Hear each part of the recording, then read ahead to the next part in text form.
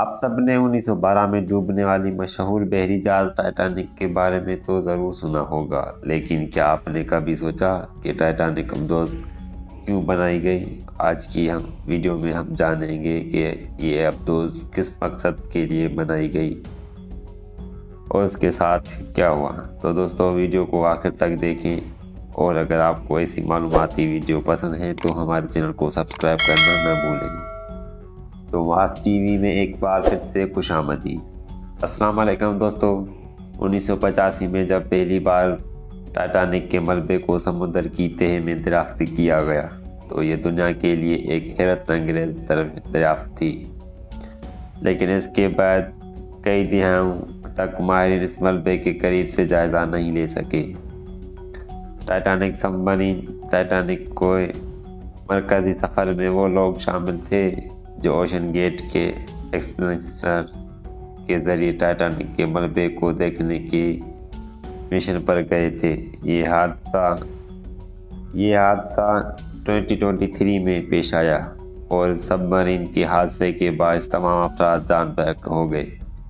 سب Marine میں شامل 5 افراد تھے: اسٹار کیٹن رش، اوشن گیٹ کے CEO، ٹائٹینک سب مرین کے آپریٹر ہامش بارڈنگ، ایک برطانوی بزنس مین اور ایڈونچر۔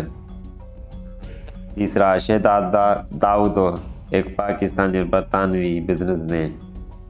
سلیمان داؤد شہزادہ داؤد کے بیٹے تھے۔ پال ہنری نارگولینڈ، ٹائٹینک کے ملبے کے ماہر اور فرانسیسی ڈرائیور۔ یہ مشن ٹائٹینک کے ملبے کو دیکھنے کے لیے کیا جا رہا تھا، لیکن تکنیکی خرابی کی وجہ سے یہ المیہ بن گیا۔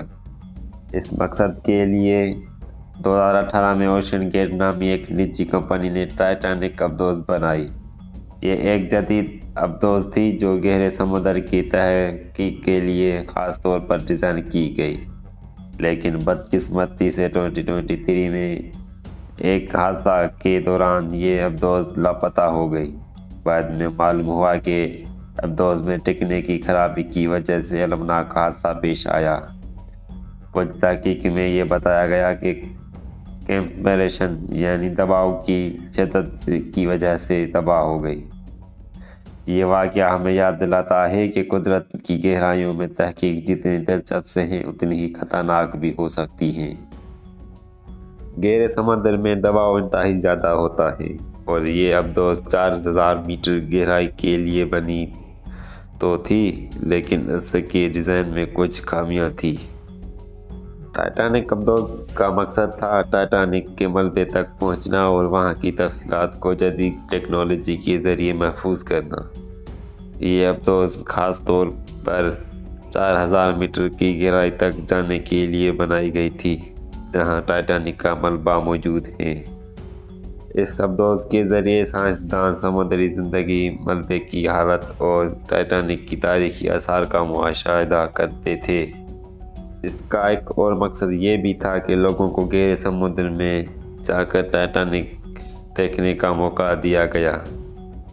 یہ ابدوز کاربن فائبر اور ٹائٹینیم جیسے جدید مٹیریل سے بنی تھی، لیکن یہ حادثہ ہمیں بتاتا ہے کہ کچھ کمزوریاں ایسی تھیں جو نظر انداز کی گئی۔ ماہرین کے مطابق ابدوز کے ڈھانچے میں کاربن فائبر اور دیگر مٹیریلز کا استعمال کیا گیا تھا جو گہرے پانی کی دباؤ کی برداشت کرنے کے لیے پوری طرح مناسب نہیں تھے۔ جب یہ ابدوز ٹائٹینک کے ملبے کی طرف جا رہی تھی تو سمندری دباؤ نے ابدوز کو اندر سے دبا دیا، جسے امپلوژن کہا جاتا ہے۔ یہ عمل اتنا ہی تیز تھا کہ ابدوز کے اندر موجود افراد کو کچھ محسوس کرنے کا موقع بھی نہیں ملا۔ اور یہ حادثہ ہمیں یاد دلاتا ہے کہ گہرے سمندر کی تحقیق میں جدید ٹیکنالوجی کا ہونا ضروری ہے، لیکن انسانی کی حفاظت سب سے اہم ہے۔ اوشن گیٹ پر بھی تنقید کی گئی کہ انہوں نے ابدوز کی ڈیزائن میں ضرور سیفٹی پروٹوکولز کو نظر انداز کیا گیا تھا۔ یہ واقعہ ایک سبق ہے کہ قدرت کی گہرائیوں میں جانے کے لیے انتہائی احتیاط اور مضبوطی ٹیکنالوجی کی ضرورت ہے۔ دوستو، یہ تھی ٹائٹینک ابدوز کی تباہی کی کہانی۔ یہ حادثہ جتنا افسوسناک ہے اتنا ہی ہمیں یاد دلاتا ہے کہ جدید سائنس اور ٹیکنالوجی کے باوجود قدرت کا مقابلہ کرنا آسان نہیں۔ اگر آپ کو یہ ویڈیو پسند آئی تو ایسی لائک کریں، کمنٹ کریں، اپنی رائے دیں اور ہمارے چینل کو سبسکرائب کریں تاکہ آپ کو ایسی مزید معلوماتی ویڈیو ملتی رہیں۔ اگلی ویڈیو میں ملتے ہیں۔ اللہ حافظ۔